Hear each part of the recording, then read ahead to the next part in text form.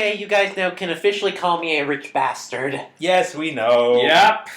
Yeah. So, basically, over the past weekend, I went and got myself the new Nintendo 3DS. I got the Majora's Mask for 3DS. We're counting off on our fingers. And I got the leather-bound strategy guide. Leather-bound.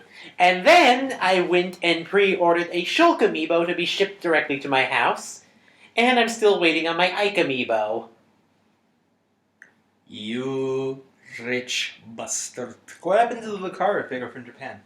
Yeah, I never got that. I never bothered to get it. Anyway, welcome to the Legend Hunters podcast, everyone. And just as a heads up, we're recording this on Thursday, February 19th, I believe. And we do need to make this clear. We are recording this on Thursday because... Legend has to go report to the Indigo Plateau. Yeah, something of the sort. I thought you were still stuck in Lavender Town. I got out. Eventually. Yeah. But anyway... He crawled through the black hole that was what was the creepypasta we did? Strangled Red. There you go. Yeah. He crawled through that hellhole and did some platforming dimensional bullshit. Anyway, the reason why we really need to emphasize that this is happening on the Thursday beforehand is that some of our news is actually going to be dated by the time this podcast is released. Nevertheless, it is still awesome.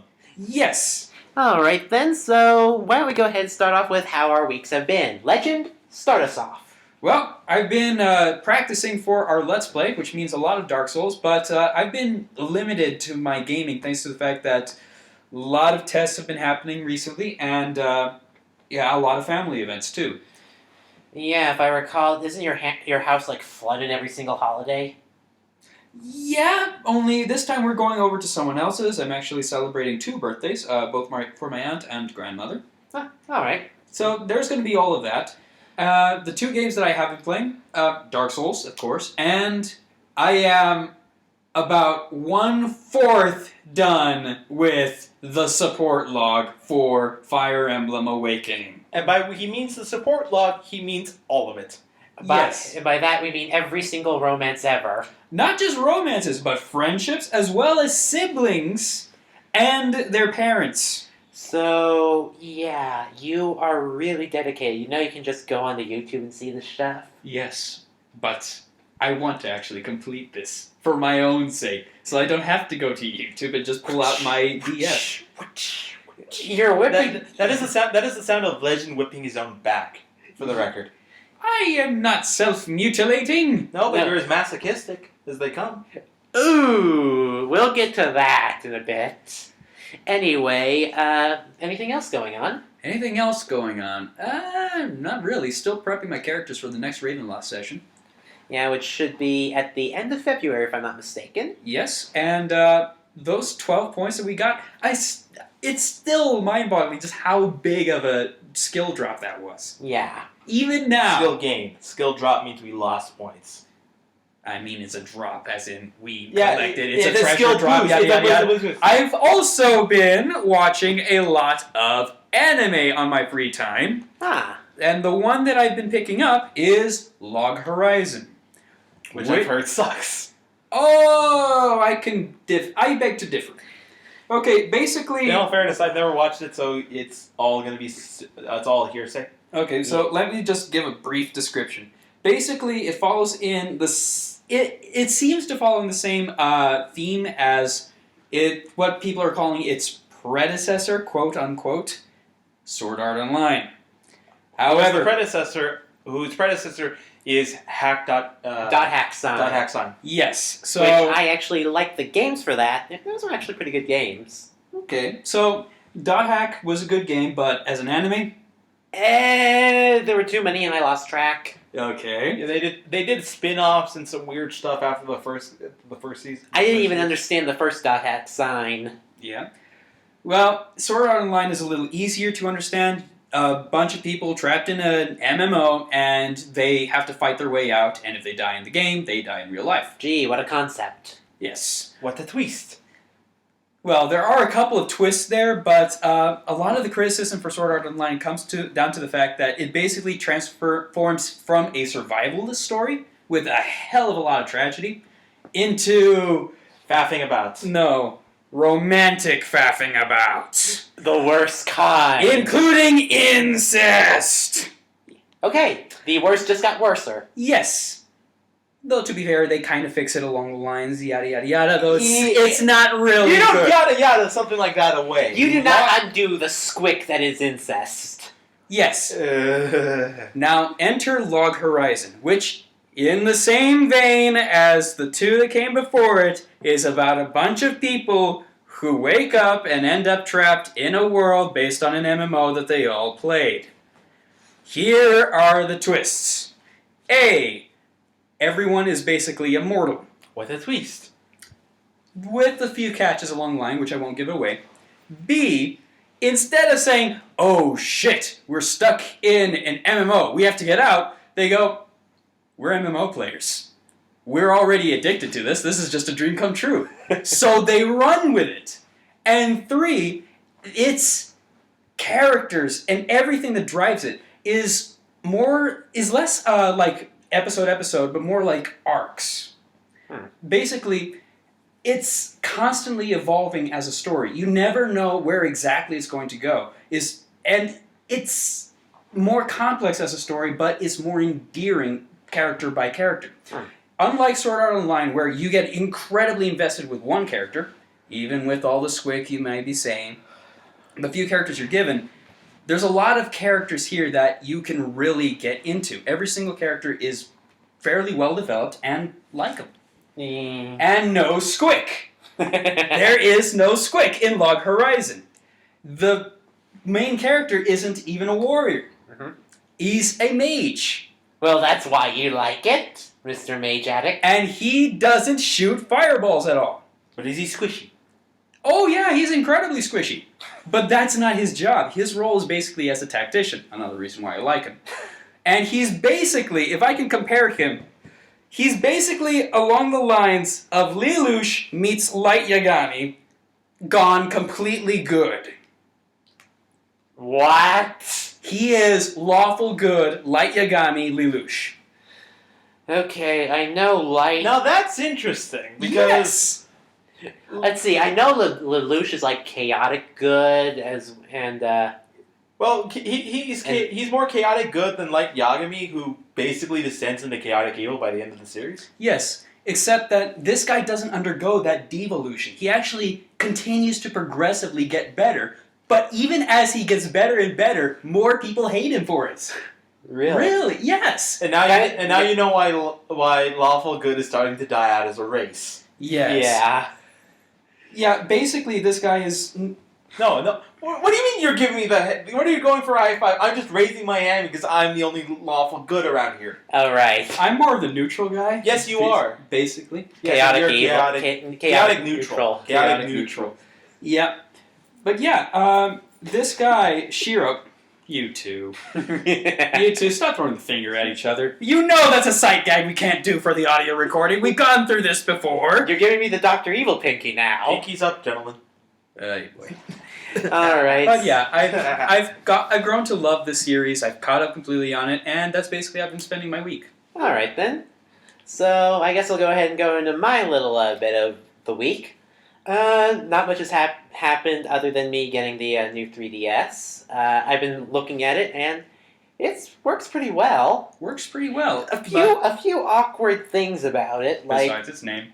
besides its name, the placement of the power button is now on the outside of the 3DS, which means now I can accidentally hit the button and shut everything off. Like that one recording that we can never re-show. Yeah, we try to record something. We can talk about that one, though. We should talk about that one. Well, yeah, a long time ago when we were testing out our Let's Play stuff, we tried to record a Battle of Mario Party 8. This was way before Nintendo revealed the content program shit, so we were actually planning on doing some of that as a side part. Yeah, so... But we were doing a test recording of Mario Party 8, and Zero got pissed with the result because Jobber Toadette was kicking his butt. I bit the controller, accidentally had my fang, and biting onto the power button, shutting off the entire Wii U. To top it all off, we weren't even recording yet. We forgot to push the big red button on the Elgato software, and we weren't even recording. Epic fail! Yeah, that... So Funnily enough. So even that fuck up we couldn't even show because there was no recording for it. And even better, we did eventually turn on the Wii, and it's actually saved at the point where we turned off the Wii. Yeah, so we ended up fighting. We ended up finishing that game, and we came to that conclusion over the last time we hung out. And we actually almost lost to Toadette. Well, we were behind at one point, and it took a couple of lucky rolls before we started getting back on track. Yeah, but Leo ended up winning, and I ended up in dead last, as per usual. I keep ending up in second place for some reason. Yeah. But you know what? We're always playing 8. We haven't played 9, and 10 hopefully might be a change. Yeah. Yes. So, other than that little detour, let's see. My complaints about the 3DS. The placement of the stylus is weird. It's at the very bottom, not on the side or on the top, which is a weird placement for me to kind of pull it out.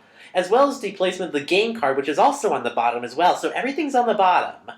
Well, I think that they had to go ahead and resituate everything because of the bigger CPU and the bigger graphics card. And not to mention the fact that it has to read amiibos now. That and have a micro SD card built in, which taking out the back panel to put in the micro SD card. Wait, you have to take off the entire back panel? Yeah, there's actually huge a complaint about the fact that it's a pain in the ass to go ahead and transfer your data over from the 3DS to the new 3DS. Not only that, but even trying to take out the back panel is really hard. I was having trouble trying to rip it off, and I was scared I was going to break the damn thing. Oh my gosh. But thankfully, I put in a 16 gigabyte micro SD card, so I won't ever have to worry about switching it out. Yeah. Because I don't like to buy digital games. I just get the physical copy, so I'll have a lot of memory to spare. Yeah, I actually did try buying a digital copy of Bravely Default. And I never ended up buying it. Why? Because I never could find an SD card with enough space to store it. Yeah. It was horrible. Yeah, so let's see. Overall, the C-stick is pretty interesting as well. Yeah. Or as I like to call it, the thumb nipple. Oh, God. Yeah. If it wasn't for the fact that we all felt it and we all agreed... We all felt the nipple. Yes. Yes. God damn it! Would you prefer that I said it that we all did it at the same time? Anyway, the C-stick works pretty well with Majora's Mask. It's really responsive. The C-stick. Really responsive! I'm sorry. That is actually... There is no way we can salvage this! Nope! So, just keep rolling with it. Anyway, I don't have Smash for the 3DS, but I'm pretty sure that... you can smash with it. Yeah, you can use the C-stick to use the Smash moves, which is what I kind of do when I fight. A Smash shortcut, yeah. Yeah. So, overall, I'd say the new 3DS is kind of a mixed bag. Oh, the 3D tracking is really good as well. Yeah, I actually did look at Zero's Playthrough? Well, his console. I was looking at the device, and it actually tracks very well. Yeah. So it's very useful on the bumpy card rides or the terrible airplanes. So that works out really well. The problem is 3D still makes me sick, so... Yeah, especially for the guy sitting way off in the distance trying to watch what you're doing and ending up getting a migraine just watching. Well, again, that's still an issue. Have you tried it out on the Pokemon games and see if it slows down still? You know what? I have not tested that out yet. Because I know that one of the big problems was X and Y. If you try playing with the 3D on... The frame rate chugs. That, or if you have a horde battle as well, especially if they're all poisoned. Oh, fuck that. Yeah, if your entire opponent in the horde battle is poisoned, it starts it's like the frame rate drops like it's from 30 to like 20. 2? Well, not to 2. It's not that bad. It jumps down It still looks pretty bad either way. Yeah. Let's see. Other than that, I've been spending some time reading some manga. In fact, I just finished reading Steel Ball Run of JoJo's Bizarre Adventure. Yeah, you enjoy regaling Legend with the epitome of crazy. That is Arise? Is that what the author's name is? I think Mangaka's Arise? I have thoroughly determined that I'm going to stick to the anime version of JoJo's Bizarre Adventure. Oh, they're eventually going to get to there. Yeah, eventually. But it'll still take them a while. But it's not. Yeah, that's 3 I think that's 3 seasons still. Let's see. We're on Stardust Crusaders. Part 2. Part 2, but so again, roughly. Let's see. The next one 4 or is 5. Diamond is Unbreakable. Then it's Vento Ariello. Vento Ariello, and then it's Stone Ocean. Stone Ocean. So, And then the whole as- universe reset. So as far as we're concerned, 4 to 8 seasons until Legend has to deal with that malarkey. Yeah. Although I'm pretty sure. Sand battles on horseback. Yeah. So I'll go ahead and give a little bit about it. It's the universe reset. So basically, Everyone's dead, and we have new characters to start up the bloodline. we have Johnny Joestar, who is actually the Jonathan Joestar of this dimension. He's a full-blooded American who's paralyzed from the waist down. Yep, and he was a prodigy horse racer Was. until he got shot in the back and became paralyzed. A jockey. Yeah. He was a jockey. Yeah. He rode stallions for miles for a living. Yep. Oh, damn it. And then he comes across a man named Gyro Zappelli, who, if you know Jojo, you know the Zappelli and their curse. Yeah, don't they always die? Yes, they protecting do. the JoJos? Yes, they always do. This is confirmed. Anyway, Gyro has the ability to spin steel balls. It's not a stand ability, but he has the ability to use rotation to basically make his horse move faster, do all sorts of stuff. And he teaches Johnny how to use the rotation to move and get back on the horse. So... He teaches a paralyzed man to mount a horse. Yes. Yes. Anyway, the whole premise of this arc is the Steel Ball Run, which is a continental horse race from California all the way to New York City. All the while collecting the magical MacGuffins, Which is arguably the most Insane. not the most insane, but it's the The most blasphemous. the most blasphemous thing ever thought of. Basically, what you're doing is basically over 2,000 years ago, Joseph of Arimathea ended up scattering corpse parts all across the continental United States. And guess whose corpse it is? Oh, sweet Jesus, no. You are correct, sir! Damn it! And this is where I cut off. Yeah. Yeah, this is where I cut off. No, you stop. No, you're done. No, you shall not continue. Thou shalt not continue this madness. You shall press on with the need to- You podcast. shall not pass. You shall not pass go. You shall not go to. Let me at least give the villain's name. Go for it, and then we go. His name is Funny Valentine, and he is the president of these United States. And we're done. So yeah, if you're curious, go take a look at it. It is insane and glorious at the same time. Damn it. So, other than that, I was also watching Assassination Classroom's anime. You are in love with that anime. It's pretty good. I will admit that one's pretty good. I mean, I've seen it. I've seen some of the later chapters. I just don't see why you two are obsessing over it. Well, as much. I'm a fan because I'm a fan of the mangaka himself because he did one of my favorite manga. Which And was Majin Tante Nogami Nero. Demon Detective Nogami Nero. Okay. I haven't seen that one. I became a fan when I started reading the series because I'm a huge fan of character development. Yeah, and it's basically a character development series. Yeah. It's a bunch of kids trying to kill the teacher. I realized just how bad that sounds. Yeah, but basically, the teacher, who is a giant tentacle monster, is... Okay. giant tentacle alien. No, he's not an alien. No, he says that he is from Earth.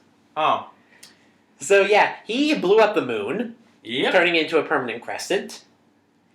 Yeah. And in 1 year, he threatens to blow up the entire Earth unless someone can assassinate him. And he is posing as a teacher at a cram school. at a Japanese high school. No, it's a cram school. It's a cram school. The kids, well, I would definitely call them kids, and they all have their own issues. They're basically the outcasts of their school, have been purposely segregated and separated from the student body so that they can rot out in the middle of the fields. Yeah. Literally. Well, up in the mountains, basically. Yeah. They're known as Class E, basically the end class. Yeah. And the entire school basically discriminates and harasses them. Although, now that they've learned to become assassins, they're now all scared of them. Oh shit. Yeah.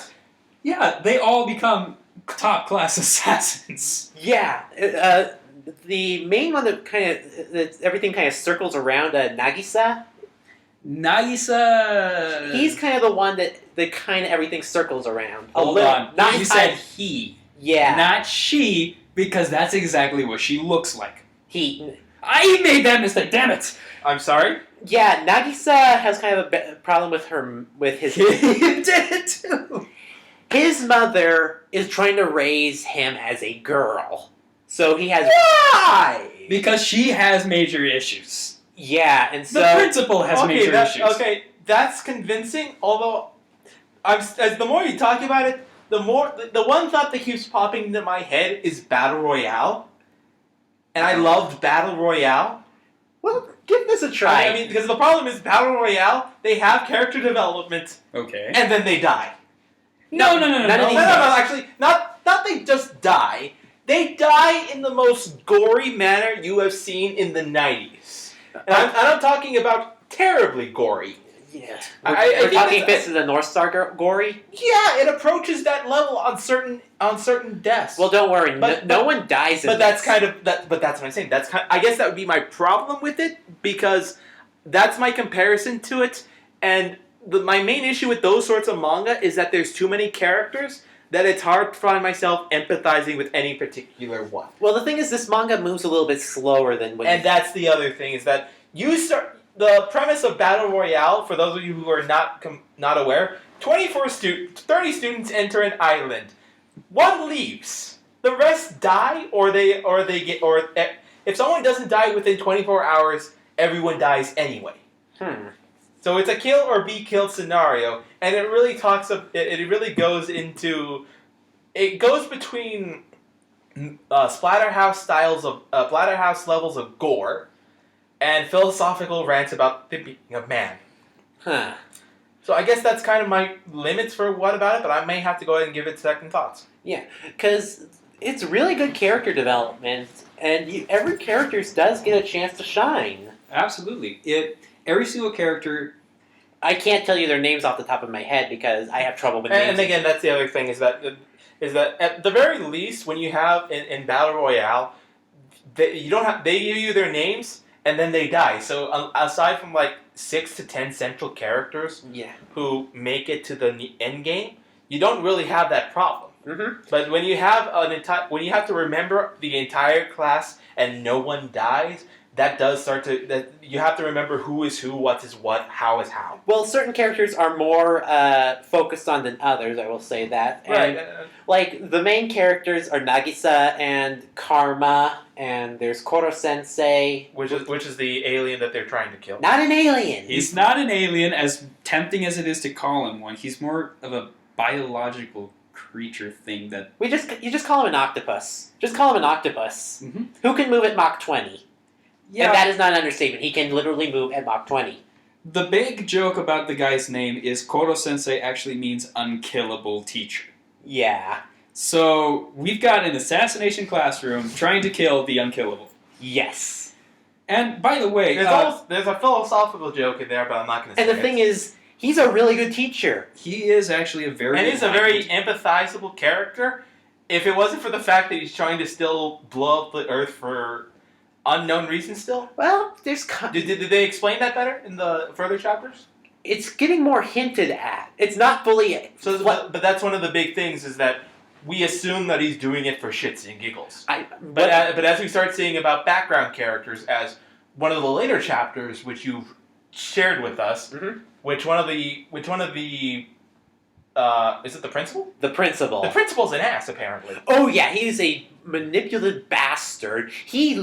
And the thing is, I love the art style for it because the mangaka, he does a lot of symbolism or like creating surreal imagery with his characters. Like the principal is always seen when he's doing something manipulative with a centipede like wrapped around him or like right by him or like just showing how slithery and evil he is. This guy is like a living, walking, talking lotus machine of education. Yeah.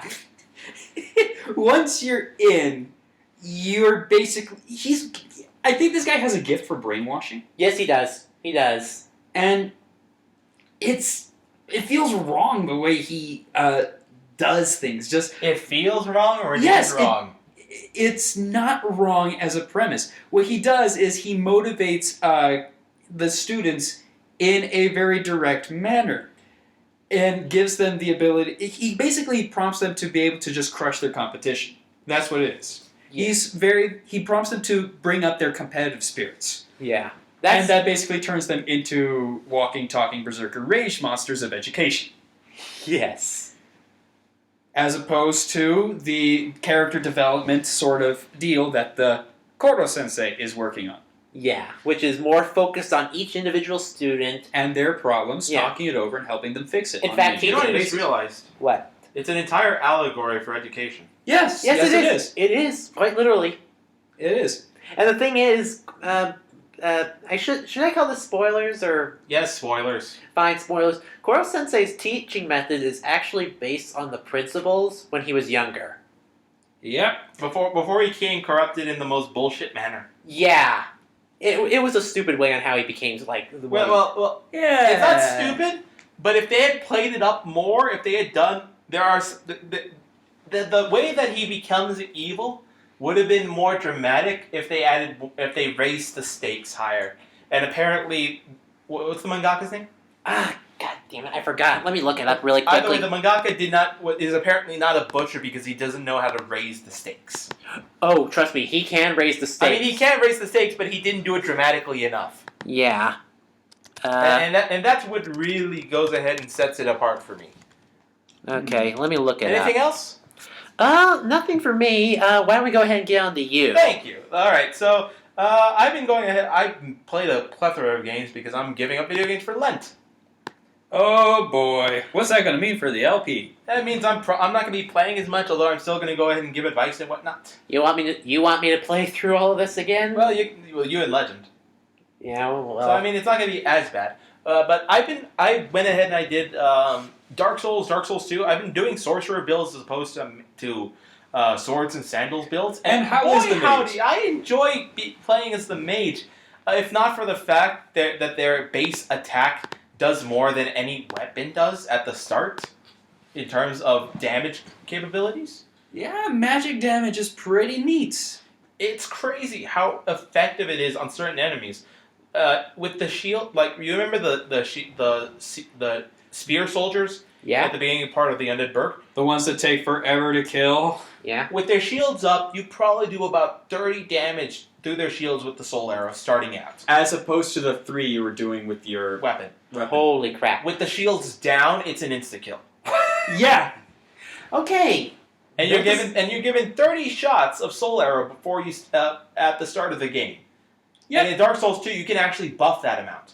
Huh. So With does it get restored every time you stop at a bonfire? Yes, it does. Yes, it does. All right, that's not bad. And- Not to mention, you can buy an additional soul arrow for 30 additional shots. Meaning you can have 60. And I've even gotten to the point where I had 90 soul arrows, which were all insta-kill. Damn.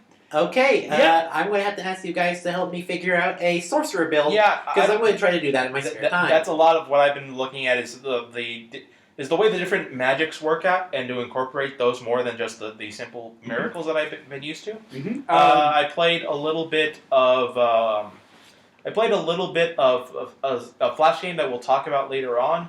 I played some fighting games. I'm actually really happy that I managed to go back and play Kirby Superstar Ultra.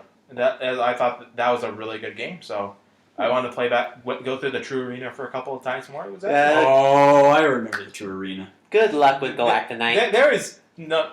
The reason I play it is because of the mass DDD fights. Yes! That theme music is just the best. Absolutely. I'm all in with you on Yes, that one. it is excellent.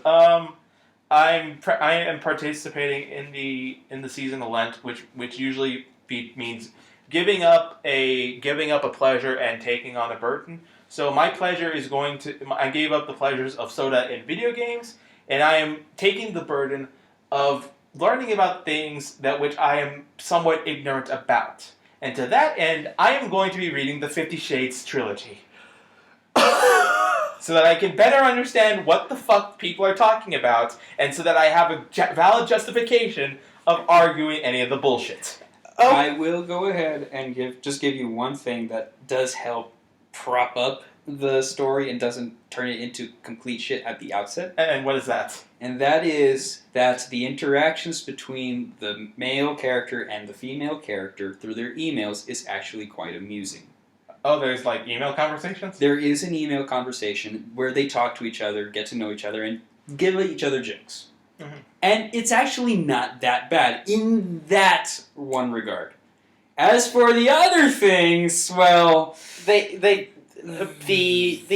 writer doesn't even know what BDSM is. no, she knows what it is, but not how it's done. It's like you hear about this thing called it's like hearing about the thing called glory holes and then writing an entire story about it without even knowing what it is. Yeah. My advice to her is she should have gotten a professional dominatrix to give her the whole teaching of the method. Well, that would actually make the writing a lot better. Yes. So that wouldn't be an objectory statement. The problem is Christian Grey and whoever the hell the lady's name is in the book are complete and totally incompatible with one another. Well, there's tons of articles about that, but more hilarious than the articles about 50 Shades are the articles about the spin-offs of 50 Shades. Oh my god, 50 Shades was originally a fan fiction. You're telling me there's fan fiction of this fan fiction? Not fan fiction, but it's more of movies that borrow from the style of it, or in the instance that I found hilarious, the opposite of the style. Okay, well, before you do that, if you guys want to know of a good BDSM movie, go look up The Secretary. Yeah, The Secretary keeps getting... I keep hearing that one thrown around every time there's something against 50 Shades. No, it's seriously a good movie. I mean, when something is titled The Secretary, of course it's going to be good. But anyway, no, the review of the video movie I want to talk about is old-fashioned. How old-fashioned? It's a Christian response to 50 Shades of Grey, which is hilarious in and of... Just the concept is hilarious in and of itself. Just hearing those words made me suddenly shudder. So what it is, it's a love, quote-unquote love story, because it's a very physical interaction between the male and female leads. And what it is, it's about a girl who has lost her way, the stray, meeting this lovable hunk who runs a Christian gift shop and learns about how chastity is what chastity is about. I'm serious. That's the plot of the movie. And literally, it rips off of 50 Shades style in the fact that it's a young, naive girl entering a new world of romance. Ugh. Which is kind of hilarious. I'm trying to picture this, and I'm just shuddering every time I do. I think it's kind of hilarious because of the fact that it's a Christian. It's supposed to be a Christian movie, evangelical Christian, mind you. Oh, that explains it even more. Evangelical Christian movie in response to 50 Shades, when in reality there shouldn't be a response. I mean, you all remember well, I don't think you all would remember, but there was a response issued by our local church saying, "Don't go see this movie this Valentine's Day weekend." Golden Compass. I haven't stepped foot in the church. Yeah, kind of like Golden Compass. I think they also made a response to that. Albeit, again, that was from the evangelicals. This was actually from the Catholic. Huh. So, again. Yeah, I wouldn't have known this because I haven't stepped foot in the church in over 7 years. Well, this was actually released on the newspaper. Huh. Go figure, yeah? Again, I haven't even read I haven't read the Times yet either. I've also started watching Initial D. Seriously? Yes, I'm watching Initial D because it's kind of weird because Hajime no Ippo, Initial D, and iShield 21 all occurred similar time frame, and they all have this similar hobby style build-up. Really? To where a novice, enters this world of sports and suddenly becomes a skilled adept in it. Isn't Initial D F-Zero, basically? No, it's Fast and the Furious in Japan as it should have been. Ah, so basically a better version of Tokyo Drift. Oh, dude, it was Tokyo Drift. The idea behind it is this 18-year-old kid I don't know if he's 18. I think he's either a teenager. Joins a drift team in Japan, and he learns how to become a drift king. It's basically think Hajime no Ippo with cars. Huh. Okay. But it's interesting because it still has a lot of the Japanese tropes. There's a water park episode. There's the camping episodes. Of course. So I mean, it still has quite a few of the tropes from the 90s. But it's certainly very interesting, especially when you have the car duels that are played to this music of Eurodance, which was big back in the day. Oh god, Eurodance. So music. it was a big wild ride. It's a big wild ride, and it gets only bigger the further you go in. And I keep hearing the song running in the 90s. Yeah, that actually was one of the ones that was used for the fight. That artist, he goes by a bunch of Max Coberry. Mm-hmm. Max Coberry goes by a bunch of different aliases, but generally he was a big name in Euro dance back in the day. Huh. And so a lot of his music or a lot of his compatriots' music is used in the duel themes. Mm-hmm. Yeah. So that's a very big thing. Cool. Let's see. And then I'm trying to remember some Eurodance songs. Nights of Fire. I'm trying to remember because I have some of them on my iPod, so I know what you're talking about. Well, you can show me them later. Let's go ahead and move on to the news of the. Should we move on to the news? Yeah, I think that's about it. Oh, there was one last thing that I discovered last night, and that was the reason I was freaking out. The Video Game Championship Wrestling channel. What? Wait.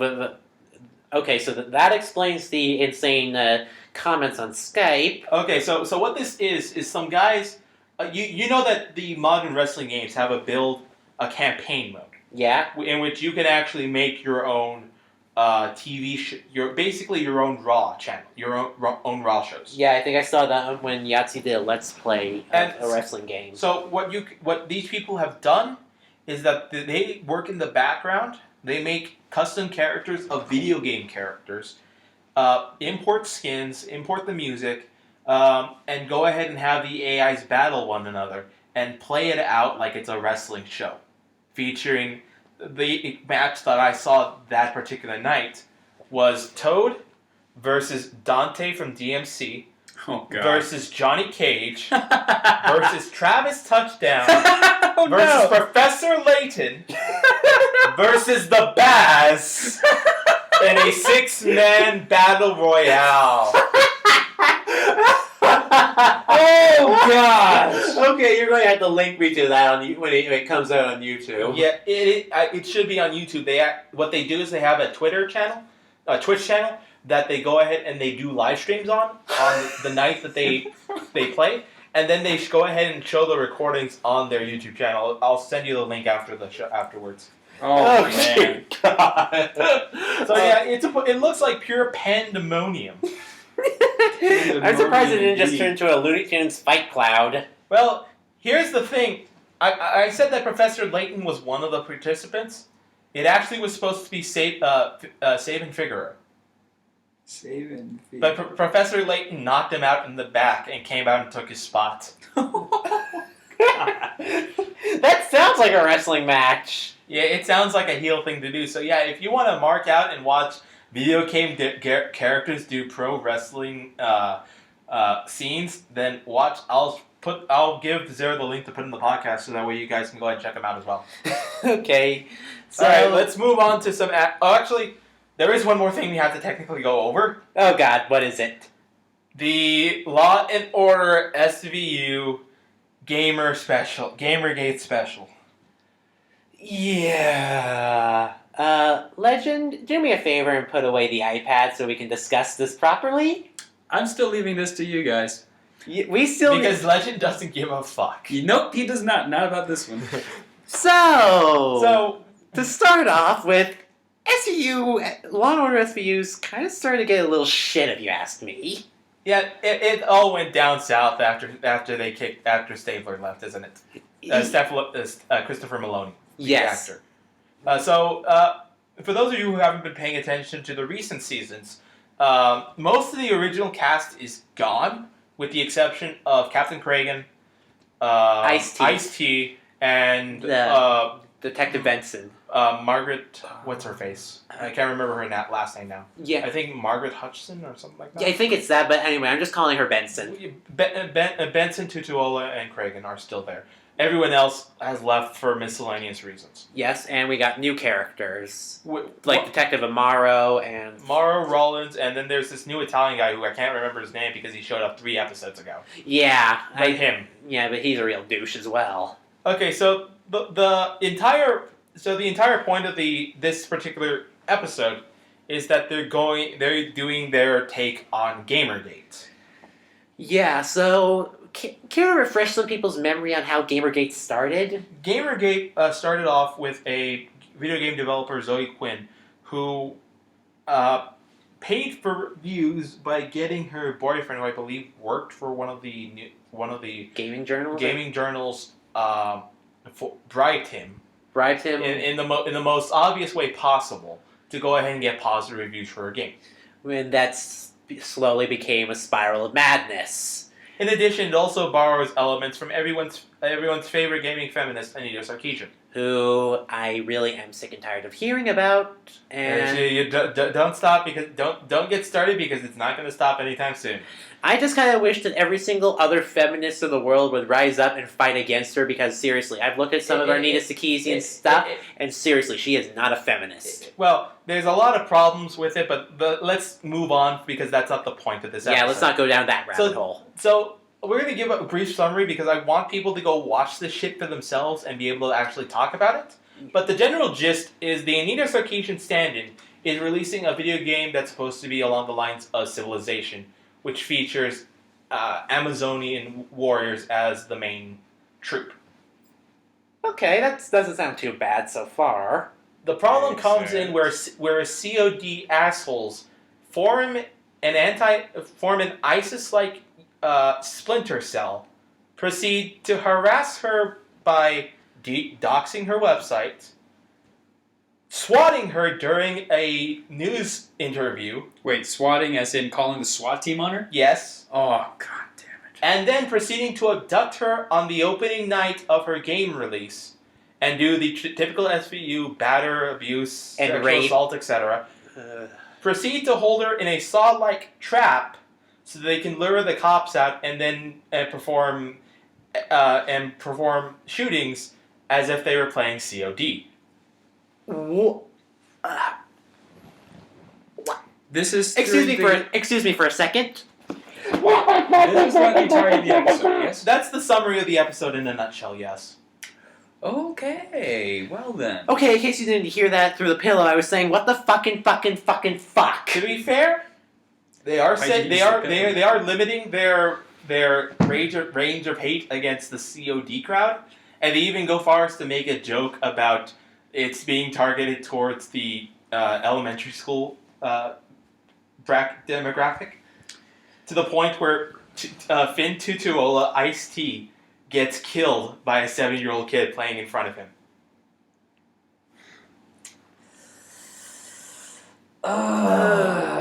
Where to start with this shit? The terrible dialogue.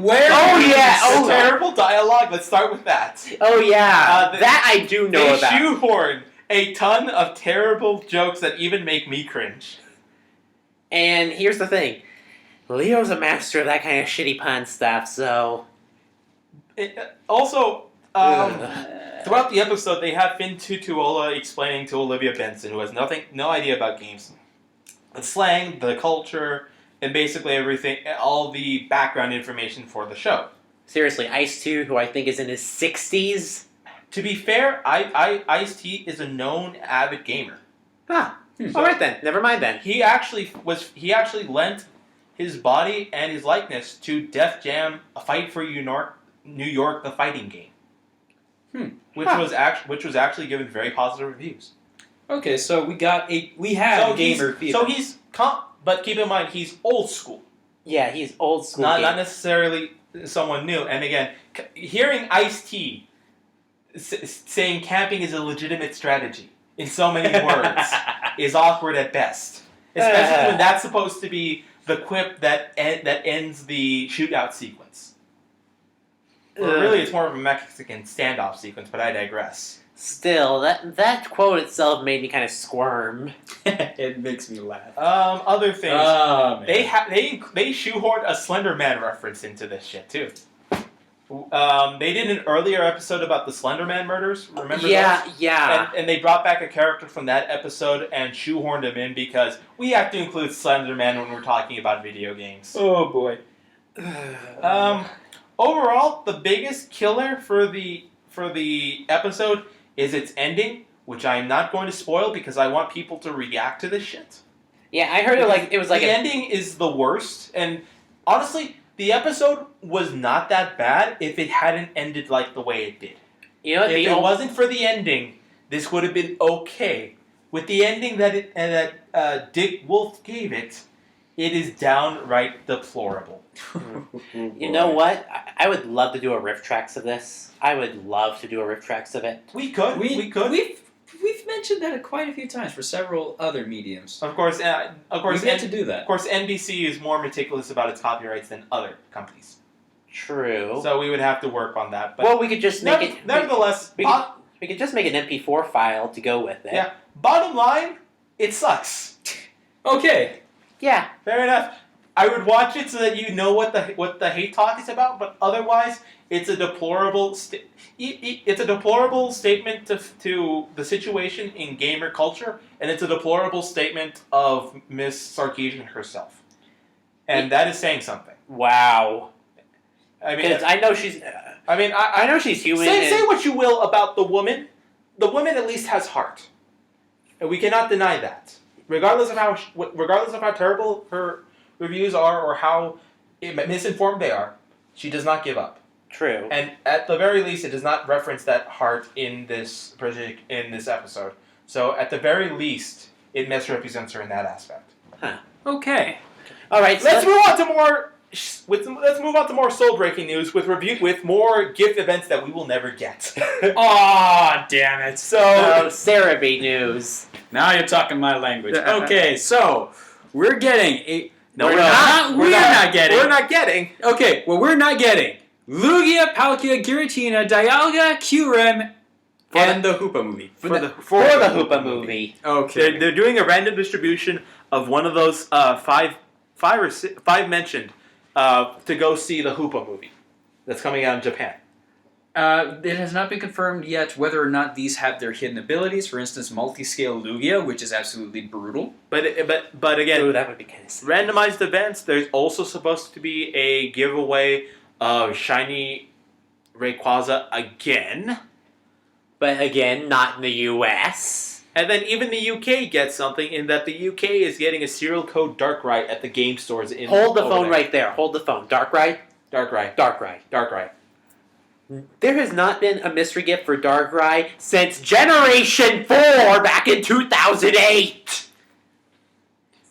Yep, basically. Zero's check can confirm. Oh, man.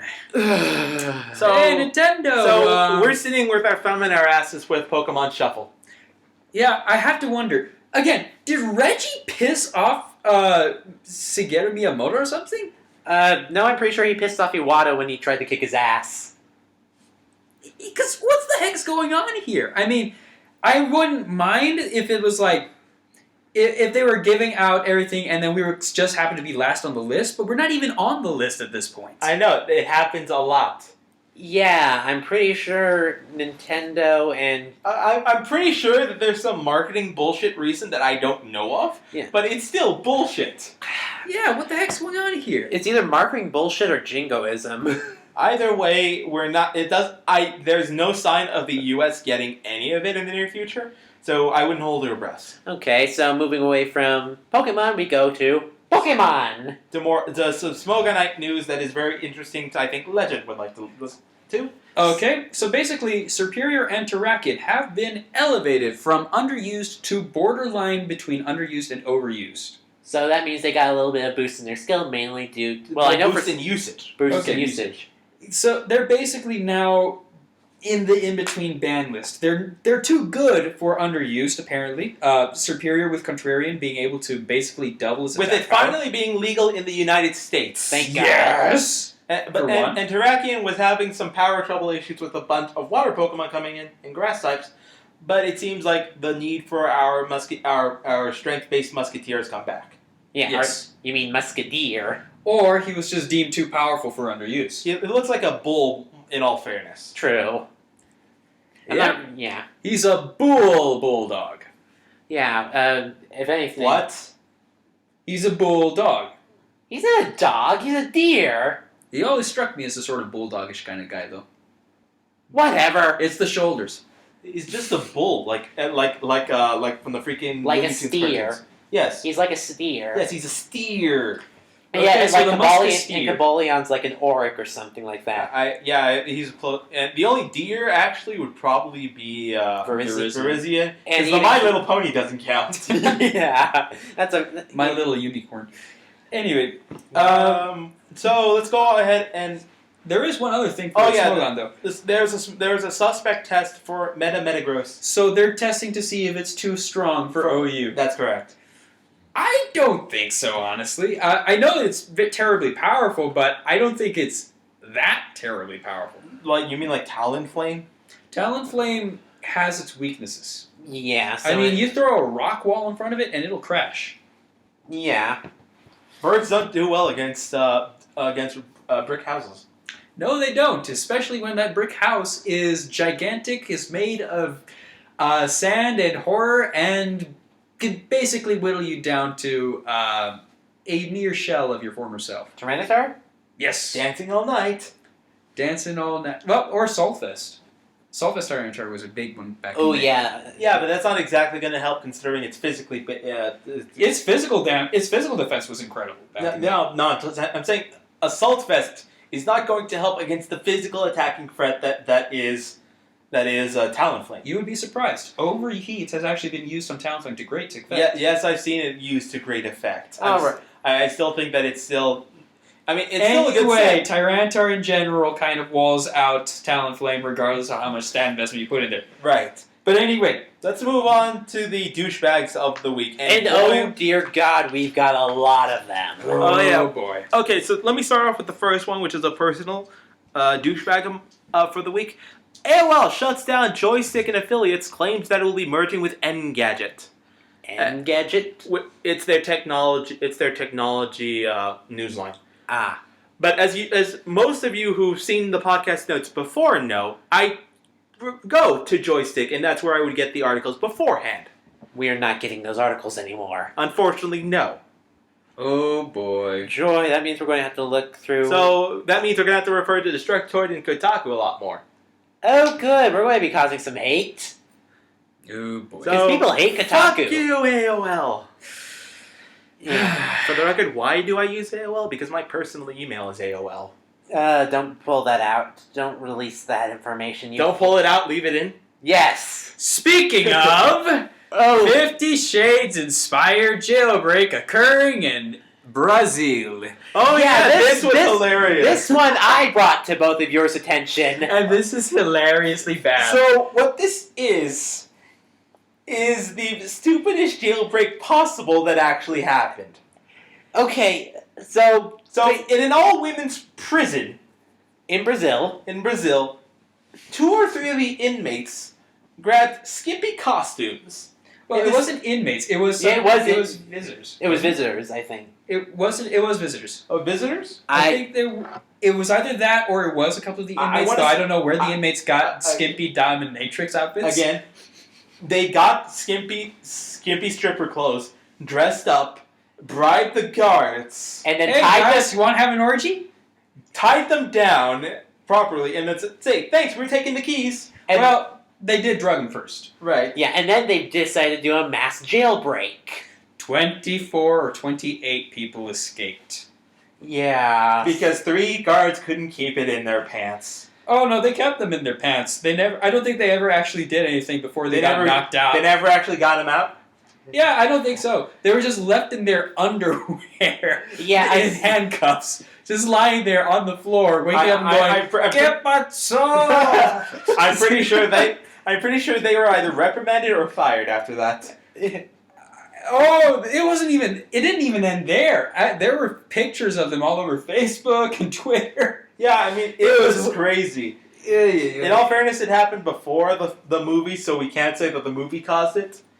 But they literally described them as dominatrixes in the.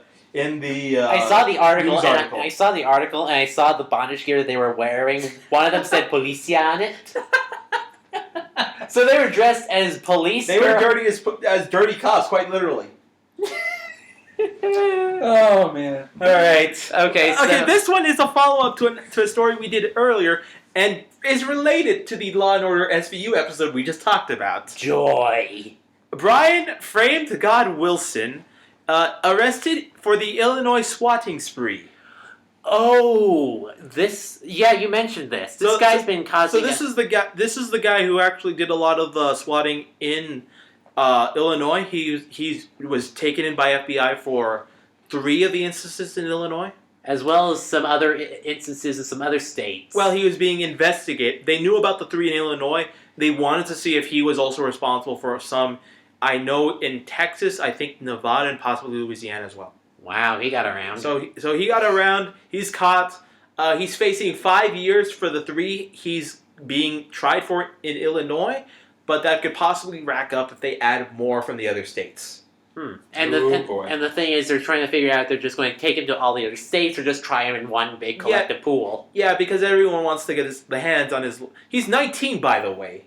If that you want to put that into perspective, he's 19. He is literally 4 years younger than us. 3 younger than me, 4 younger than you guys. Yeah. Yeah. So yeah, terrible, huh?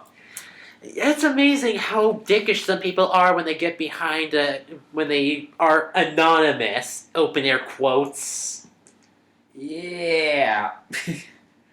Oh man, I remember there was something about it. I read about it in TV tropes. There's an equal formula. Give that person anonymity and an audience, and they will instantly turn into a dick. Yeah, that's about right. Well, framed God is gonna have his butt framed on the prison walls once he goes ahead and has Bubba next to him as a cellmate. Yeah, and then he's going to be sold for a pack of cigarettes. Pack of cigarettes a pop. Whatever Brian Wilson does, I hope he doesn't drop the soap. Anyway, moving on. Because he's gonna be the. I think we've covered enough. Well, just one more, because he's gonna be the wonderful Wizard of Oz by the end of everything said and done. Ooh. Oh. You ain't in Kansas anymore, Dorothy. Yes. Follow the yellow brick road. Oh, okay, that was good. Okay, we actually have one more douchebag on the list. Okay. And the douchebag is the Turkish government. Oh, good. We're going to get killed. No. This is actually for something. Well, we might, depending on how this turns out. The Turkish authorities are reevaluating Minecraft because they believe that it's too violent. Minecraft violence. That is correct. Minecraft is actually being used in schools to teach kids. That is an actual fact. And the Turkish government apparently disagrees. You can turn it to peaceful mode and you won't even so much as see a skeleton. The scariest thing you'll see are the pigs, and that's because of how derpy they look. Well, apparently the Turkish government disagrees. Actually, it might be because of the pigs, for all we know. It might be. I mean, Turkey does have a very prevalent Muslim community, so maybe the zombie pigmen. I don't know. But either way, out of all of the video games that you could, yeah, they choose Minecraft. Yes. So you might think this is a bullshit story, but when you get it from BBC, I mean, I think BBC is a very legitimate news resource, wouldn't you? Usually, most of the time, kinda, always. the British try not to fuck around with their news. Usually. As long as you don't read The Sun. Yeah. But yeah. Or unless you're God. Welsh. Hey, that's offensive. Well, the Welsh are known for fucking their sheep. No, they're Yeah. not. Yes, they are. Anyway. I'm joking. I swear the land was a legal age, Yana. Oh god, that was terrible. Let's move on before we insult any more nationalities. Okay, let's move on to some actual news. Sarah, why don't you take the first story? Okay. I need to go get a drink. Alcoholic or non-alcoholic? Non-alcoholic, thank you. Okay, so I'll take the other option then. Okay, so this one is the first thing on our news is card-based amiibos are now in development. Figurine collectors are getting ready to rage. So they're going to stop making the figurines and just start making cards of these figurines. It's not confirmed about stop making the figurines, but they're going to try to start focusing on making card versions of the amiibos. Now, to be fair, a card is easier to store and keep from getting damaged And than easier a figurine. to produce. But what's pissing me off is that now it's basically going to hawk up the price of the figurines even more so. You did say that they're seeing it as an alternative? Yes, it's an alternative. See, I would have liked it if they showed it as a secondary option. Because then what you have is you segregate two markets. You have the hardcore collectors market who wants the figures and is willing to pay more for them. And then you have the casuals who want the in-game bonuses or the ability to train up something, but not necessarily the clunky figures. So having both would actually take away some stress from the figure market. Yeah. And then you go ahead and you don't have the problems of someone buying 1,000 amiibos and then burning them because they have a massive hate boner for a character. Yeah. No. And again, as Legend said, the cards are easy to store. It's more economical for the collectors who don't want the figures. Hell, you could just store them in a deck or a binder. Exactly, and even then, you can do creative options with those. Yeah. Or hell, if you want, if you have extras, you can just mount them on your wall in a frame. And I think that they can do quite a few creative things if they go a trading card route. Yeah, that's true. If they Oh do god, that. my addiction to Yu-Gi-Oh cards is coming back to me. No, No, I don't want to go back. No. I've seen Konami there with a giant belt in its hand saying, "Bend over, Zero." No. Except it's Nintendo instead of Konami. Konami passed the whip. Good lord, we're getting into a The lot of safe word is BDSM. Zelda. Oh lord, we're getting into a lot of I thought it was bondage Miyamoto. topics here. The Ooh. safe word is Fizame. Okay.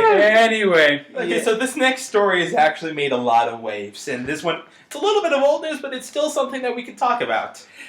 That is, there's a possibility of a live-action TV series for, The Legend of Zelda.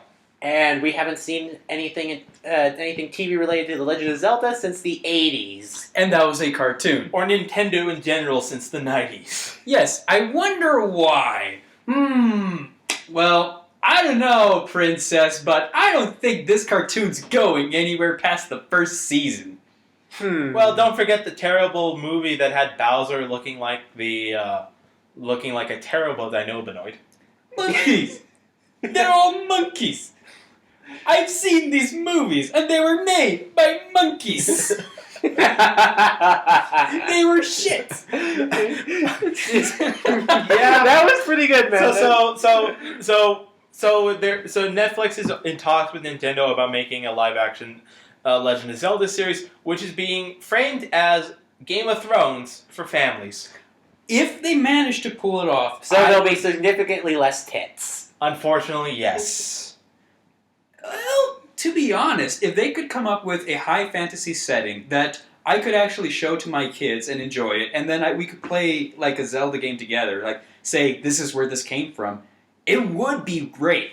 If Watch them make it about Legend of Zelda 2 and they spend 10 episodes in Death Mountain. let me get to that. If they do this well, Hopefully it won't turn into Sonic X.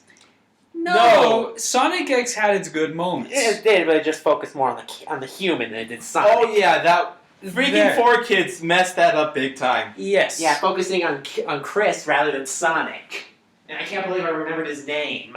Well, Thorndike! Thorndyke? Yes, That's his last name. Chris Thorndyke. Because he the amount of likabilities it would be equivalent to that of.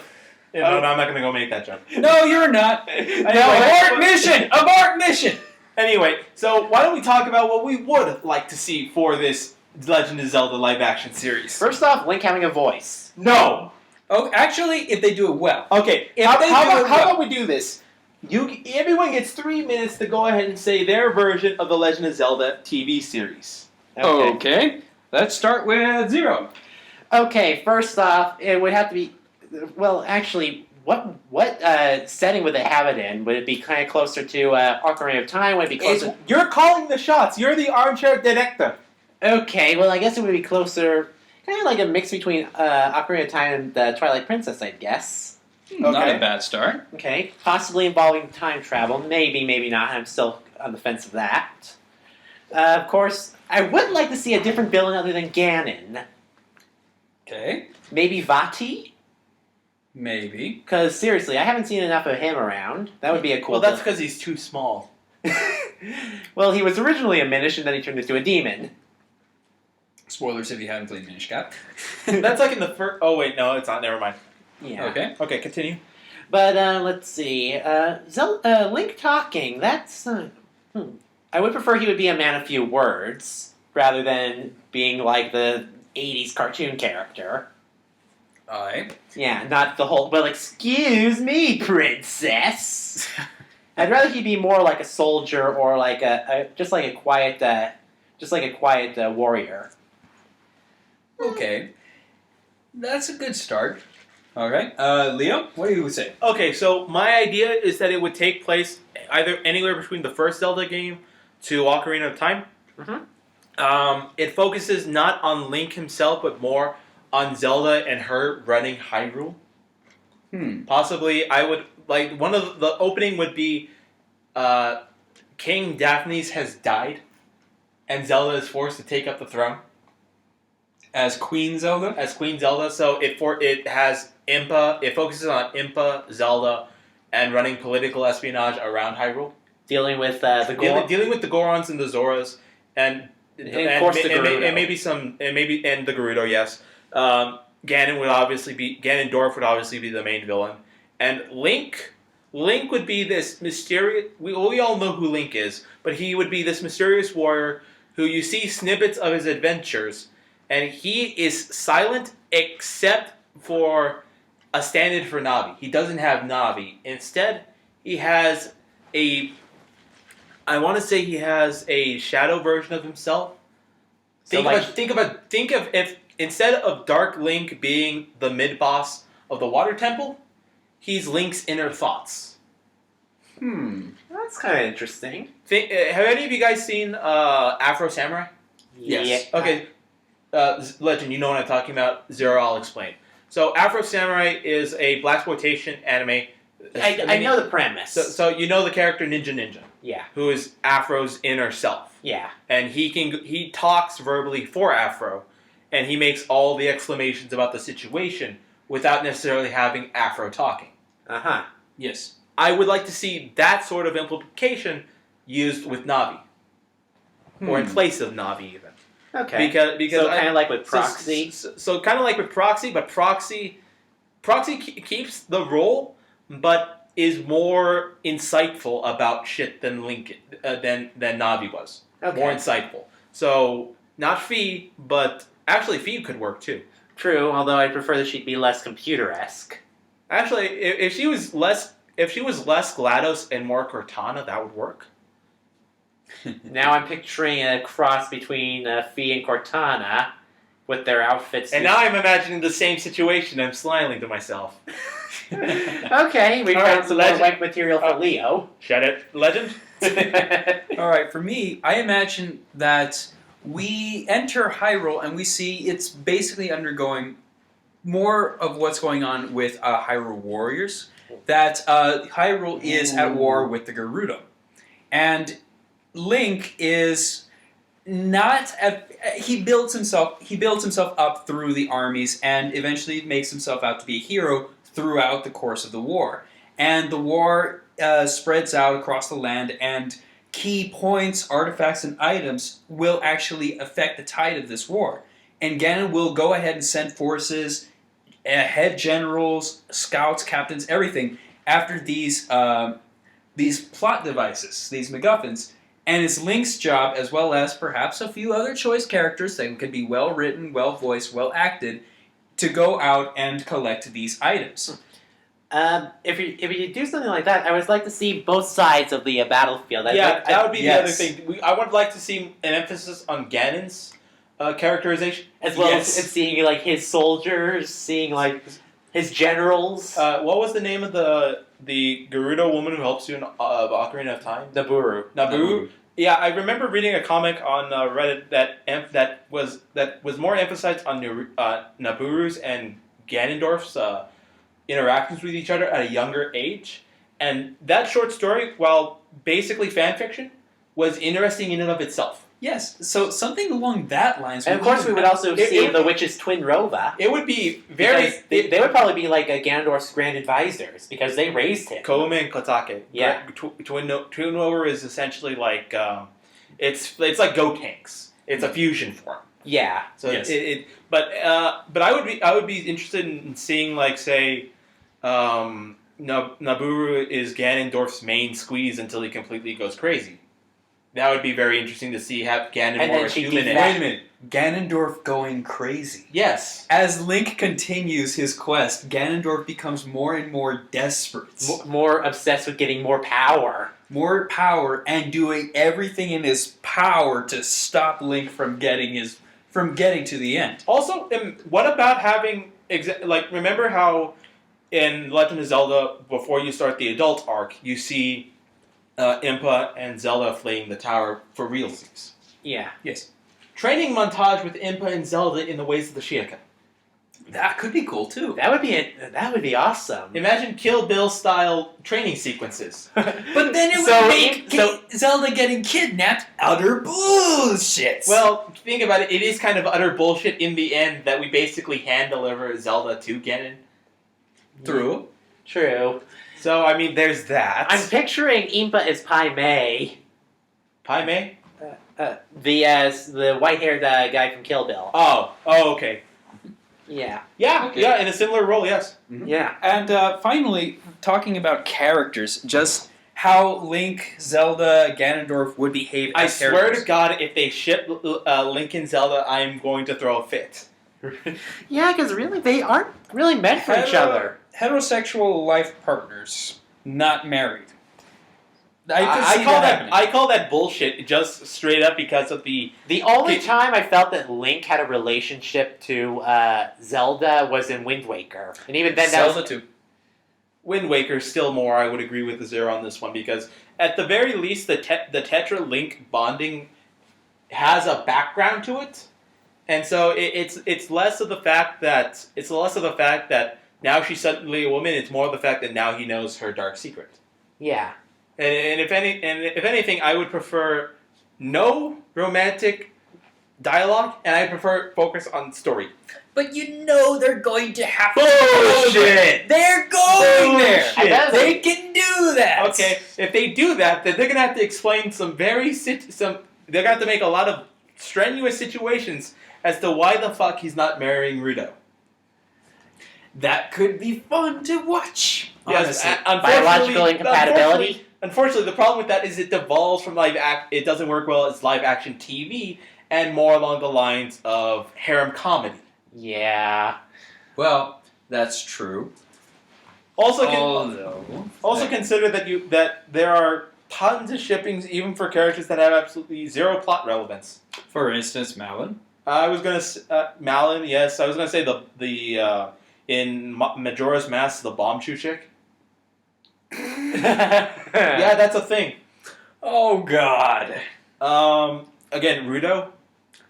Well, we're kind of going off topic of what I originally said. Yeah. Characters themselves, how they would behave. Yeah. And of course, it wouldn't have to be Rudo, Darunia. It wouldn't have to be them. It could be different characters. I would prefer. I would like to if they're going to go through the same storylines. Well, maybe we could do like Descendants or something well, like that. Again, if they're going to do the main storylines, because the problem with Descendants is that you have to go ahead and you have to say who is who, and if you don't, then everyone's gonna start making bullshit rumors. So I would prefer that they just stick with the established lines and not try to make like a TV verse of Majora's Mask. Because the timeline is fucked up as it is. Yes. We do not need it any more fucked up. Yeah, especially considering how Hyrule Warriors skull fucked it. Oh yeah. Oh man, I think Hyrule If Warriors' Hyrule's- plot could have been done better, but honestly, I did if like it. Hyrule Warriors came and gang banged the Zelda timeline, then the TV series would get the sloppy seconds. Oh, nasty.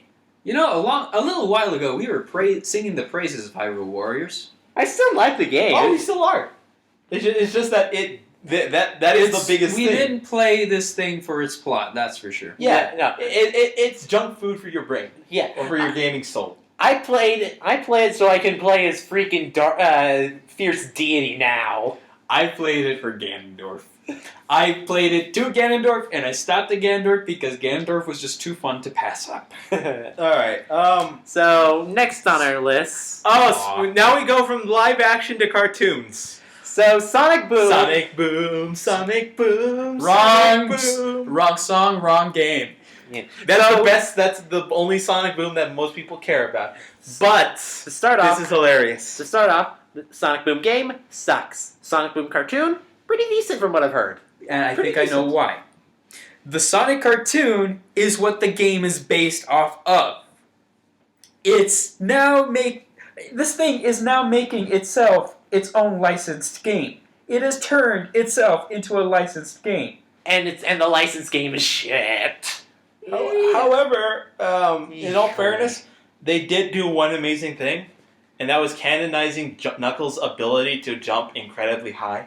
No, he doesn't jump incredibly high. He He jumps infinitely. So, in the TV show, there's actually a sequence in the show, I think it's in the ending, where Knuckles, at the end of the episode, Knuckles jumps after saving, what is the raccoon's name? Sticks. Sticks the Badger and Amy Rose. And he jumps up, and then he keeps flying and even jumps into the stratosphere. And that is there, and there's a tweet released about that says, "Hey guys, we just made the Knuckles glitch canon." And there's even an edited video of it on YouTube where they actually edited in the menu with the time in and time out, time in, time out For the jumps. For Yeah. the jumps. Someone had too much time on their hands to do that. Well, it's to be fair, it's only like a 10-15 second clip, Still. but it's the funniest thing you've ever seen if you know the lore for it. Yes. Good lord. Alright. It was a delight to see. And honestly, I am getting more and more interested in this Sonic Boom cartoon. The games can go to hell The for all I Sonic care. Boom cartoon is awesome. I've already told you, like, the second episode in is Eggman moving in with Sonic and friends for a temporary. Okay, that's like Zelda and Link saying, "Okay, Ganondorf, let's go ahead and have a slumber party." No, this is the equivalent of Zelda and Link are getting married, and then Ganondorf's the third wheel that won't stop and leave them alone. Might as well make him the best man. Might as well make him the freaking preacher. Good lord. That would be hilarious, actually. We are gathered here today to steal your Triforce. Bye! And runs. Oh my god, what if that was an actual plot point? Oh god!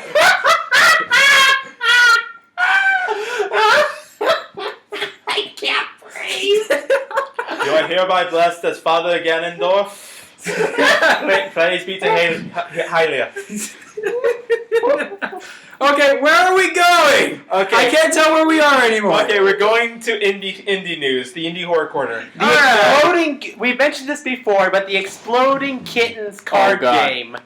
Where are we now? We are currently, at the time of recording this, at 3:50 p.m. Mountain Time. We are at $8,376,340. With 3 hours to go and more backers and money jumping in every second. At 209,119 backers. And when we started this podcast, we were at 8,296,682 viewers. So we went up about 100,000. In the span of an hour. Holy crap! Yeah. Yeah, I remember Legend and I were grabbing lunch before we came to the podcast. I checked it right when we went into the McDonald's, and it was 8.1 million. We get out, we come here, we check it with 0. It's 8.2 million. Yeah, and now we're good God. We're it's almost at 8.3. we're at 8.3 million. So, not only did they go ahead, did the Oatmeal go ahead and show off some more of the card art that they have, some of the mechanics. They also went ahead and donated some of the money to 50 cat shelters around the United States for a pizza party. For pizza parties for the volunteers who help out with these animals. This event is simply astounding. So it is now the most backed game, most backed and the most funded Kickstarter in history as of this time. Holy shit! So again, they managed to the last podcast we talked about the you guys are doing the Pokemon Coke thing again, aren't you? Except that I'd already called it. Darn it! Okay, so they reached. We talked last time. Will you two children stop it? Don't hurt me. Do I have to send you to your rooms without supper? Shut up. Anyway, we talked about. I'm not doing the Kenshiro poke on you. We talked about achievements which they were doing the last time, and they reached 30 achievements. Yeah, and So some of the achievements. We never mentioned the achievements on the podcast. We did. No, not on the podcast. I'm pretty sure we did. Well, we're mentioning them now, regardless. So there were things such as 10 Batmans in a hot tub. Yeah. 10 Batmans in a hot tub, 5 Spider-Mans in a canoe, pictures of cat beards, of potato cats, etc. And all these strange little achievements for promotion of this card game. And so apparently everyone is going to get a super secret surprise that the Oatmeal is not telling anyone until its release. Oh my gosh! And as a final update to the Kickstarter before it ends, apparently they've modified the rules to allow up to 5 players per deck. Which is the deck, and they added nope cards. That was a feature that they had in there, but they were just showing it off because they were closing the campaign. But yeah, they're showing off mechanics. They're showing off things that they've done. They're very appreciative of everything that they've gotten backed. Mm-hmm. Kudos to them. Yeah, seriously, this is the most amazing thing I've seen in my life. This, I have to say, is the first time I've ever seen the sheer power, randomness, and insanity of the internet monetized. You managed to coalesce the internet into unity for a chat. These people have harnessed the entire power of the universe for profit. Well, not the universe, but the internet. They turned the internet's insanity into profit. Yeah. Good God. And the more that they gain, the more notoriety it gets. So I think the more people they reach are going to hear about this and just go, oh my God! Yeah, it's going to be insane by the time it hits stores. Okay, could they make 10 million? They could. We going to call it? By the time they're done, do you think they could make 10 million? They could, but I don't think they're going to do it this time. No. It's got only like 3 hours to go, so I'm pretty sure the results will be emailed to us as soon as we finish, but I honestly don't think that they're going to make the 10 million this time. Yeah. If they do something else like this again, I'm pretty sure they'll get even more. Yeah, I would agree, though. I would agree. If they come back for a sequel, I think they would.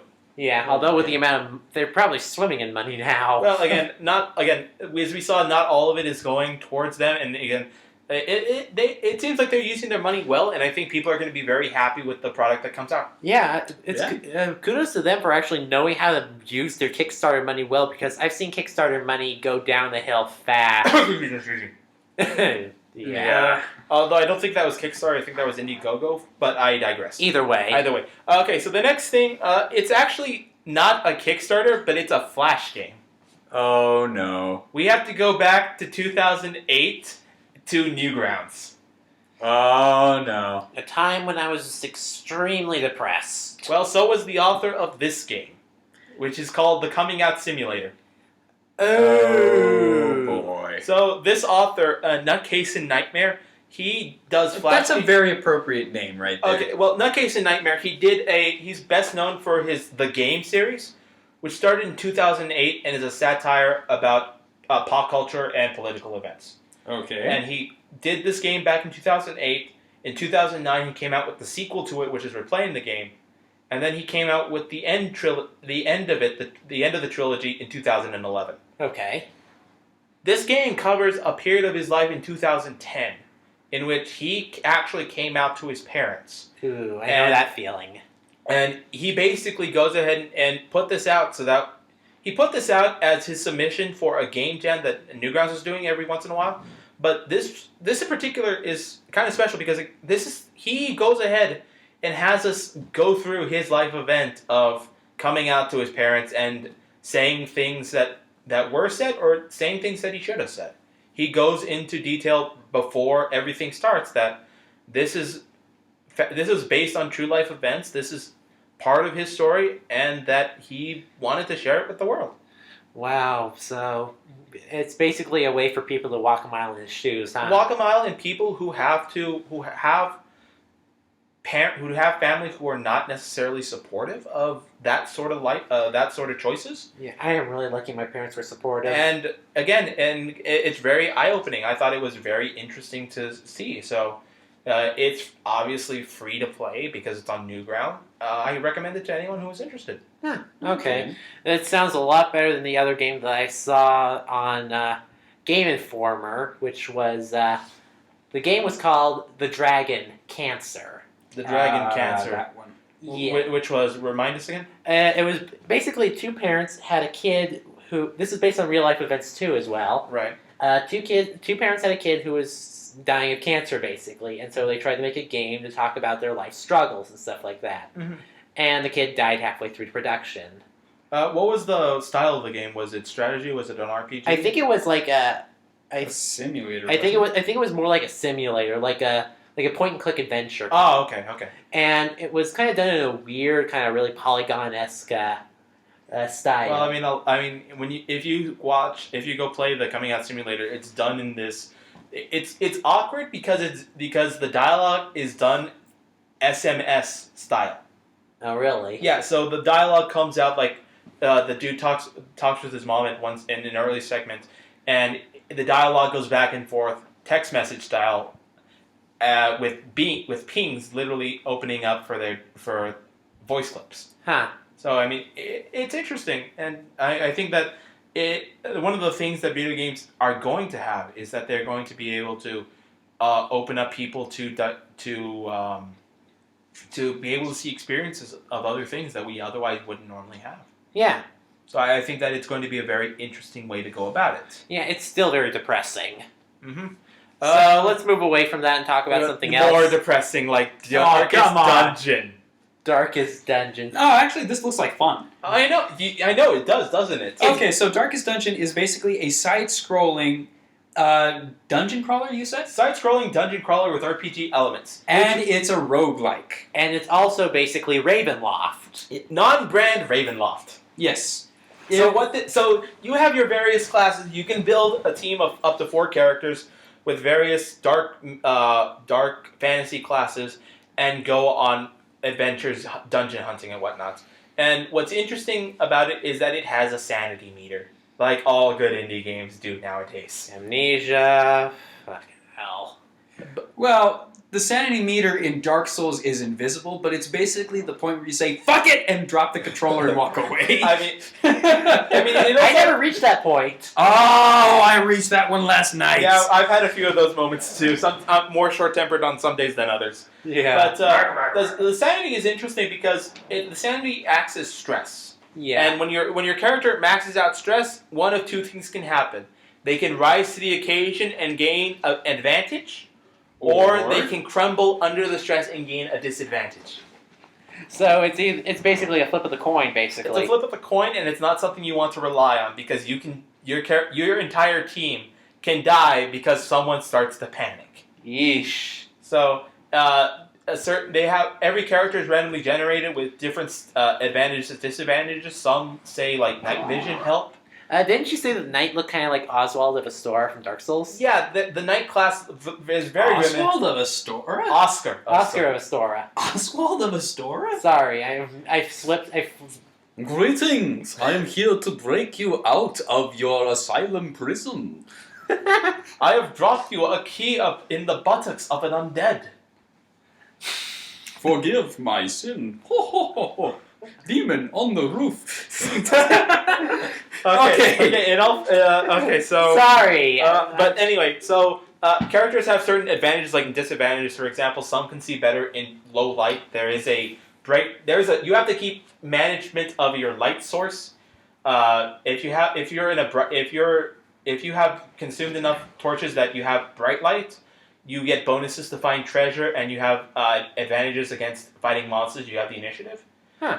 As everyone gets darker, people start to panic. You have poorer accuracy. Monsters have the initiative over you, and you can fall into more traps. Okay. Everyone else, as I said, everyone starts out with advantages and disadvantages. Some limit the way they can recover stress. Some can only recover stress by praying. Some can only recover stress by banging. That's an actual thing where you Wait.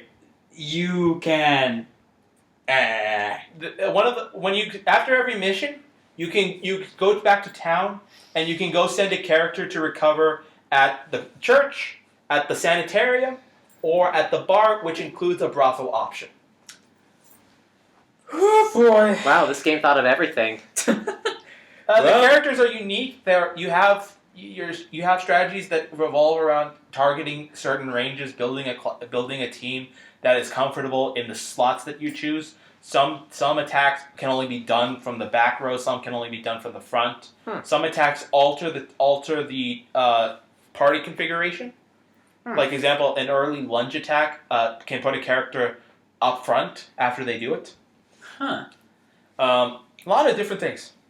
All right then. Okay. It's out on Steam for $20. I think it's an early build of it. I think the final version is going to be finished soon. Okay, what platforms are it for? Steam. I know I don't know if they have a Mac build. I think they do, but don't quote me on that. Okay. You have to check it out for yourself. Ugh. Okay. But yeah, there's that. Also, speaking of Valve, Valve is not happy with some of the indie developers. Oh, really? What have the indie developers been doing? It's not all of them, but it's some of them. Valve is putting a ban on trading game keys for votes, and it's sort of limiting options. It's basically limiting review copies for Steam Greenlight. So they're kind of putting the kibosh on giving out keys for essentially for votes, because it doesn't have a rating system. Yeah, that's probably a smart move on Valve's end, because doing that kind of ruins the integrity of the game. It ruins the integrity of what little game journalism there is. Yeah. So I would assume that's the reason for it. Alright then, so next on our list is stuff involving E3. Oh yeah, Bethesda is going to be at E3 for the first time in its existence. Yeah, I've never seen Bethesda go to an E3 conference. So We've seen previews of their games, but we've never seen Bethesda actually go there. yes, which means we might be able to see, well, we're definitely going to be seeing what they've been working on. And I know we're all still kind of recovering from the shock of the horror that was The Elder Scrolls Online. Yeah, I'm pretty sure there's going to be a public... I hope there's a public apology in that appearance. But the biggest thing that, at least one of the bigger things that everyone's hoping for, is news on Fallout 4. Because I know neither of you are particularly fond of that game. Well, it's not that I'm not fond of it, it's that I've never played it. No, you've played it. We played it one time for an experimental thing that we did. And I remember making a Mexican Colonel Sanders. Yes, you did. Yeah, I remember that. Yeah, that was at my place. But I wonder what he would sound like. He's like Link because you don't actually hear a voice. But No, I mean, if we were to give him a voice. Oh, if you gave him the voice. That's a good question, because I don't know how to make that voice. But anyway, Fallout 4 is definitely the biggest thing on their gaming roster. The other one would probably might be something to make up for the terrible thing that was Elder Scrolls Online. Huh. We don't know.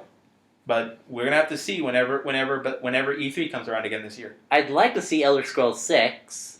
It would be interesting to see what they follow up with it, because if you recall, the Elder Scrolls, the original 5 games, were based around this one prophecy, which every game fulfilled a part of the prophecy. Oh? Keep in mind, I've only ever played Skyrim. I mean, Okay. Basically, within the big prophecy for Alduin coming in, they predicted several big events that happened throughout the history of the Elder Scrolls series. For instance, when the Brass Tower walks, which was a reference to a basic dwarven golem that was about the size of the Colossus of Rhodes. Okay. And, of course, the Oblivion Crisis, which was the Oblivion game. Okay. And it all built up to Skyrim, where it's the end of the world as we know it. dragons were coming. That's why everyone was saying the end of the world, because there was a prophecy that said, once all this shit happened, dragons be back, yo. And Alduin come to eat our souls. But we took care of Alduin. Right. For now. For now. Because he will be back, because he was unique even among the dragons. Well, again, part of it is that part of it was that in the lore, the initial way that they beat him turned out not to actually beat him because he didn't die. You can't kill time. But they seem to have hinted that he's gone from Skyrim, but who knows? Yeah. Maybe or maybe not. And it would be interesting if there was like a Death Note sort of ending style where, yeah, Alduin is actually dead, but there are people who still worship him. And people are trying to revive him, maybe? Not revive him, but I would say just worship him still. I think that would be more interesting than actually have him come back. True. But yeah, that's a thing. So we'll see what Bethesda's coming up. Alright. Speaking of coming up, Project Ukulele. So, first off, my boyfriend is a fan of Banjo-Kazooie. Many people are a big fan of Banjo-Kazooie. Yeah, well, you don't have a signed copy of Banjo-Kazooie by JonTron. Oh. So he's a big fan. Very big fan. Yeah. So he is ecstatic about this little thing. Basically, the same people who were behind Project Banjo that made Banjo-Kazooie are behind Project Ukulele. They're getting rounded up for this project. Yeah. And even some of the teaser art shows what appears to be a mammaloid creature with blue eyes and an avian creature with somewhat red eyes. Yeah. Of course, you can't really tell because all you can see are their eyes. But I mean, a lot of people are starting to assume successors to Banjo and Kazooie themselves. Yeah. Some people are thinking that the main character, like the Banjo one, is supposed to be like a crocodile or maybe a frog. Well, again, no one can. It's all speculation because we haven't heard anything hard aside from the fact that it exists. Yeah. But the fact that they're even saying ukulele when the original project was Banjo, Yeah. I mean, read the writing on the walls, people. Yeah, I'm kind of looking forward to this because basically Rare kind of created the collectathon platformer game. Yeah, they had really good platformers, even the Donkey Kong 64 games. That one was a bit insane with its collectathons. Well, it was insane for the collectathons. It was insane in production, and the intro music was even the craziest. Yeah. DK. Oh wait, am I getting the right Donkey Kong. Okay, there we go. DK. Yeah. Donkey Kong is here. Anyway. But yes, so crazy Yes. intro songs aside, we have high hopes for Project Ukulele. Yes. We might see a return of the platforming collectathon in 3D. Yeah. Well, Lobos Destroyo is also doing that as well, so I'm looking forward to that game as well. Alright. Alright, so there's two more things on here. We have Bloodborne. We have 18 minutes of Bloodborne from IGN. Okay. So it basically follows the Dark Souls formula as you would expect. Which would be? Which would be dying, leveling up, and fighting things with crazy weapons. Yeah. Okay. However, Sounds per usual. I would say the interesting thing is that in the character creator mode, you don't actually there isn't jobs or a class option. Instead, you have backgrounds, and it still holds the same place as before in that it's how much it sets your initial stats, but it's different. But again, I think it's more creative because it doesn't affect the clothing that you actually wear. Huh. So it's more about the background than anything else. So it's more like you did this prior to this. and it sets up your initial stats. It also doesn't affect your starting weapon. That you actually get you get killed very easily early on because you fight a monster and have no weapons, and then you die and you're sent to the hub world. There's actually a hub world. So it's more like Demon Souls. It's more like demons, and you actually pick up starting weapons and I think basic inventory from there. Okay. Sounds interesting. The other thing that it has is it has a interesting mechanic for fighting, Which is? and that is what I'm calling the red health. And what it is that every time you take damage, your health bar doesn't drop immediately all the way. It drops the majority of the way, and then there's a big shaded sliver where most of your health once was. And if you kill an enemy, then you get most of that health back. And it's distinguished by a bright line that limits how much health you currently have. Okay. So if you get hit and you kill an enemy right away, you can get a majority of the health back that you lost. Okay. Which can help save you in certain crisis situations. Right. But if you linger too long or you get hit again, then the bar goes down even further and you lose that residual health. Ooh. And you're left with, you have a smaller residual health chunk left. Yeah. Okay. That sounds interesting. So basically, it's a lot better than a curse mechanic. The reason I Oh, like no. it is because it encourages offense.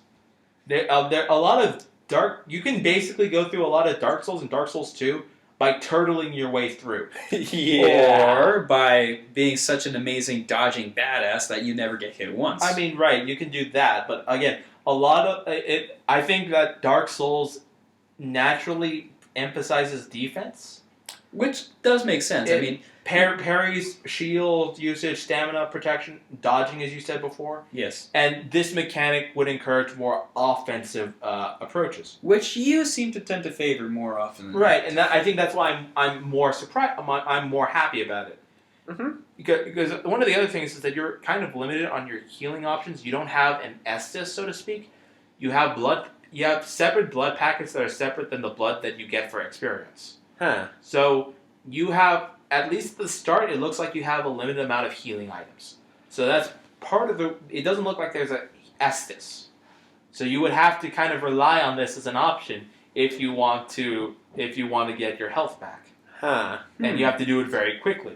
Because I'd say the frame is about 3 to 5 seconds before the residual health fades away.